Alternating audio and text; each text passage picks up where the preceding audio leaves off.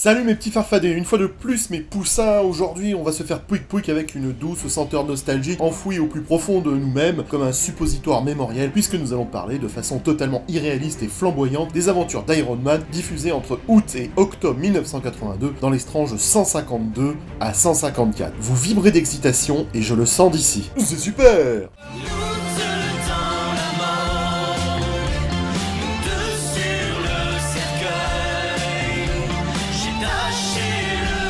Ce sont des épisodes mythiques appelés Doom Quest en version originale, qui font partie des aventures les plus appréciées du Vengeur Doré. Sur les différents forums américains, cet arc narratif fait partie du top 10 des aventures préférées des lecteurs. Et il y a certainement une raison à cela. Plus palpitant que le journal d'Anne Frank, Doom Quest est un arc d'histoire d'Iron Man en 2 numéros écrits par David Michelinie, avec des illustrations de John Romita Jr., dont le rendu graphique est sublimé par le travail de Bob Layton. Au passage, allez voir les vidéos de mon ami le French Geek sur les vidéos qu'il a consacrées à Layton, qui explique parfaitement le travail du maître sur les reflets et le jeu d'ombre de l'armure d'Iron Man. Bisous Jérôme. Publié par Marvel Comics en août et septembre 1980, cet arc narratif chiadé apparaît donc pour la première fois dans l'Iron Man 149 et 150. Après avoir appris que l'un de ses employés a fait des ventes illégales de technologie à la pire menace qui ait connu l'humanité... Tu parles du communisme? Non, du Docteur Doom. Bon, moi j'arrive pas à dire Doom, hein, je préfère dire Fatalis. Tony Stark annule la vente et tente de récupérer le paiement. Bien entendu, le facétieux pisse-froid de Fatalis refuse non seulement le remboursement, mais envoie des agents pour saisir les marchandises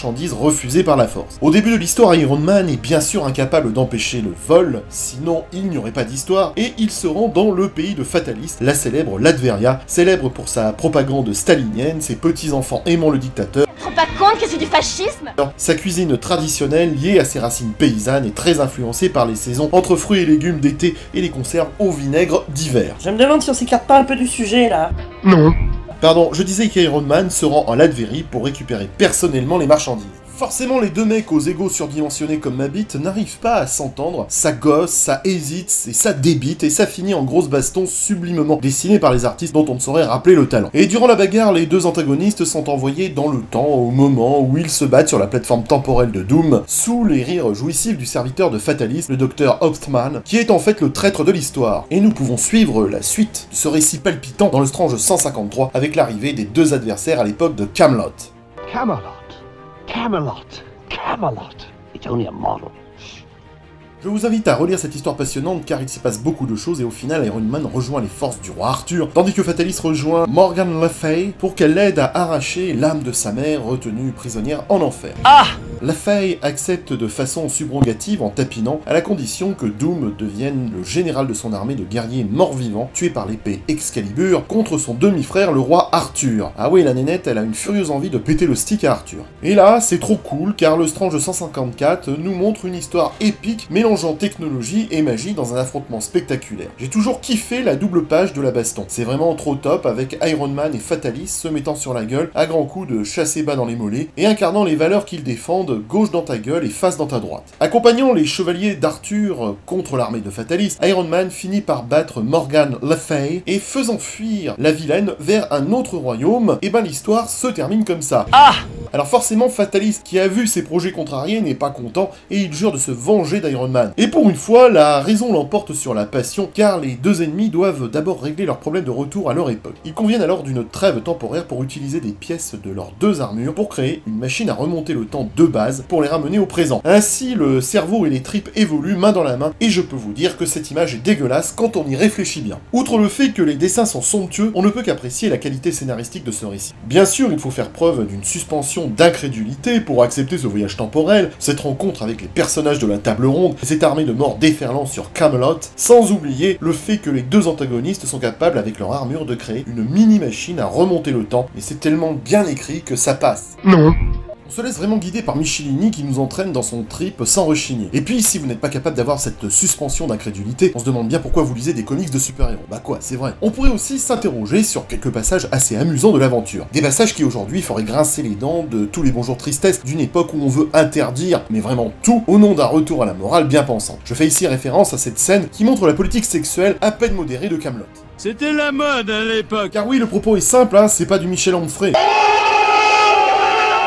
L'idée qu'Iron Man passe la nuit avec une courtisane du château sans cas de conscience serait impossible aujourd'hui dans les comics, car les SJW d'aujourd'hui y verraient une domination masculine d'un homme blanc cis-hétéro, comme on le dit dans les milieux gauchistes, cautionnant la soumission de la femme dans une prostitution innommable. Et ceci montre un indéniable manque de connaissances historiques et sociologiques qui, soit dit en passant, est normal pour les SJW. Car ce monde d'hommes où évoluent les courtisanes au Moyen-Âge et à l'époque moderne est un sujet passionnant pour qui veut bien s'y intéresser, montrant combien la courtisane était une femme de pouvoir, influente par ses charmes, mais surtout par son éducation politique, son savoir-vivre et sa connaissance sociologique et diplomatique de son époque. Bref, des femmes très puissantes et influentes, pour ne pas dire manipulatrices sur la politique et les puissants de cette époque. Ouais, c'est pas faux.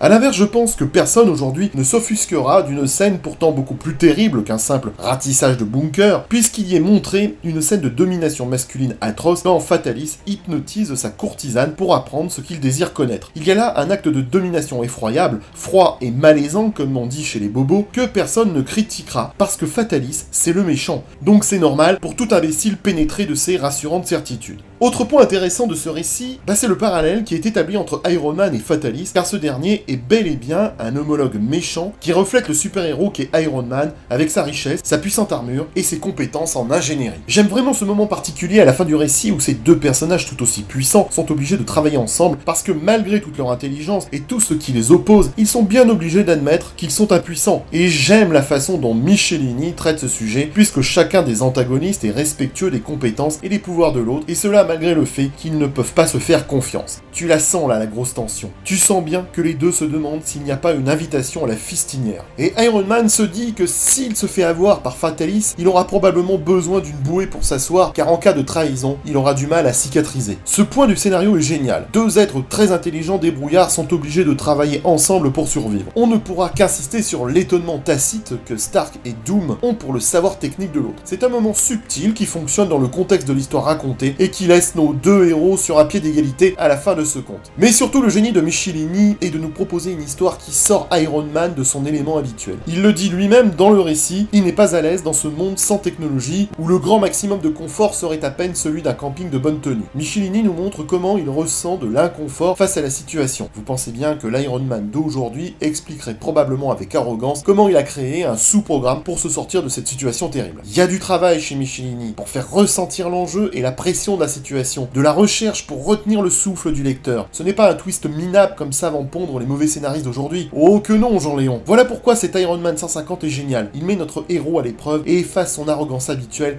derrière un doute oppressant. Peut-il revenir chez lui? Allez-y, messieurs les scénaristes d'aujourd'hui, essayez de produire un récit de cette qualité-là et on en rediscutera. Pour en finir avec cet inconfort ressenti par Tony Stark, je rappelle qu'il y a eu le What If numéro 33, appelé « Et si Iron Man était piégé à l'époque du roi Arthur », qui est paru dans le Speed des 56 en septembre 1984. Dans cette version alternative, Fatalis ne scelle pas la trêve à la fin de Doom Quest avec sa parole d'honneur. C'est un sale con! Silence!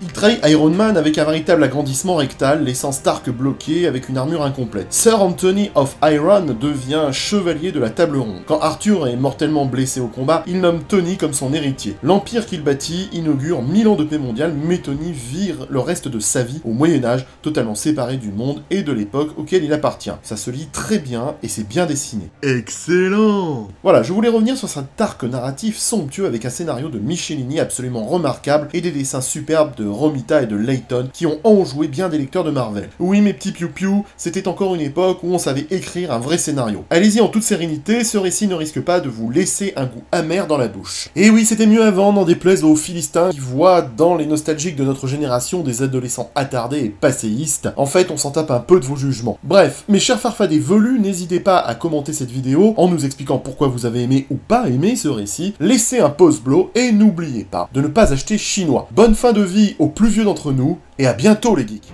Ma belle,